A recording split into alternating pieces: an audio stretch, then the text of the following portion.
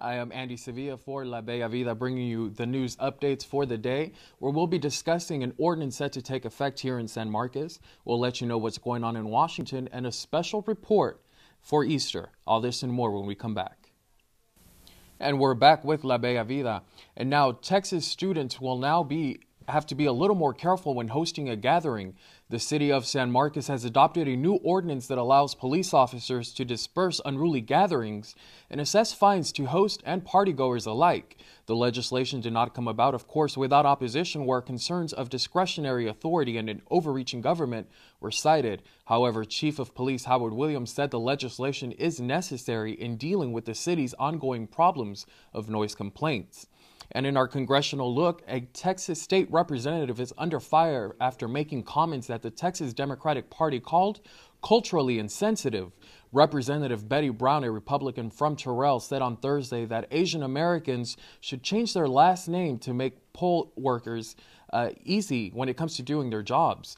A voter ID bill is currently being debated in the Texas House, and many argue minorities and the poor might be disenfranchised if the bill were to pass. Republicans are pushing for the legislation, saying that the bill would end the possibility of corrupt elections and would ensure one vote per person. The Texas Senate approved the bill that would require photo IDs at the polls. And Richard Phillips, the captain of a U.S. flagged ship, tried to escape from captivity on Thursday night, according to U.S. officials. Phillips was believed to try to swimming on his way to the USS Bainbridge, a naval warship that has been communicated with the 4 gunmen holding Phillips 300 miles off Somalia's coast. He's being held on a lifeboat taken from the Maersk, Alabama, when the hijackers briefly seized control of the ship before fleeing with the captain on Wednesday. 2 U.S. warships are said to be en route to the southern end of the African Horn to aid Bainbridge's crew with Phillips' release. And in our Washington look, President Obama will not be seeking immigration reform this year.